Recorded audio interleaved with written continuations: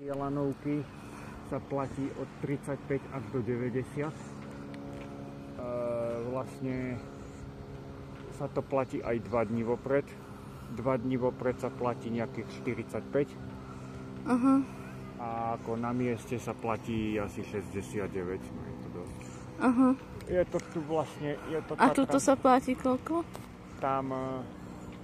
Tu sa platí vyše 70.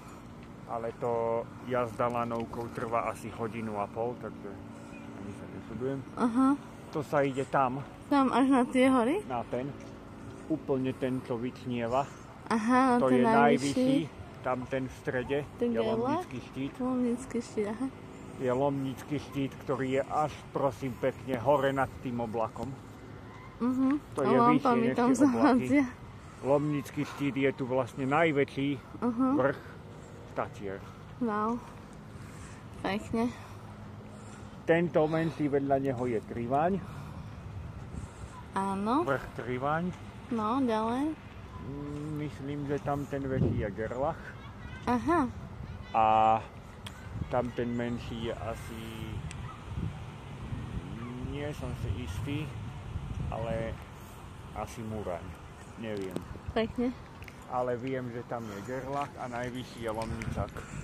Ináč je to tu pekné, akože dá sa tu všeličo zahrať. To je vlastne jazero. Aké? Tam. Tam na loďke dvaja, oni sa romanticky plavili. Hej. Ideme aj my, to koľko stojí? 45. Ježiši. Dones vlastnú. Vlastne tu sú reštaurácie. Relax Park, jazero, jazdierko teda. Pekne.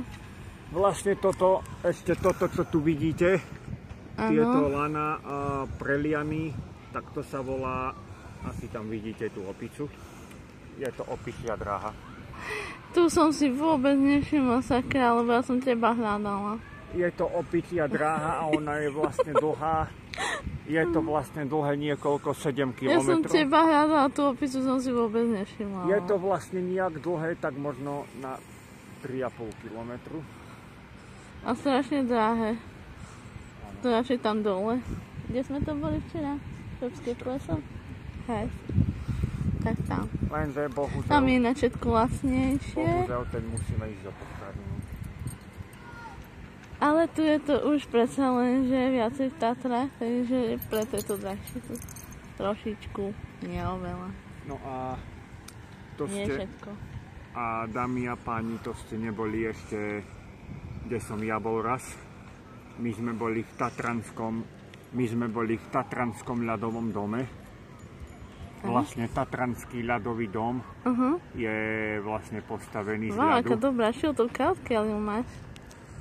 Odo mňa. Je tam vlastne... A píšťalku máš od koho? Odo mňa. Vlastne tam je... Tatranský ľadový dom je vlastne postavený celý z ľadu. To sa mu hodí, že? Sú tam vlastne ľadové sochy, no. Dobre. Oplatí sa to a treba tam ísť pozrieť. Pekne, môj pekný.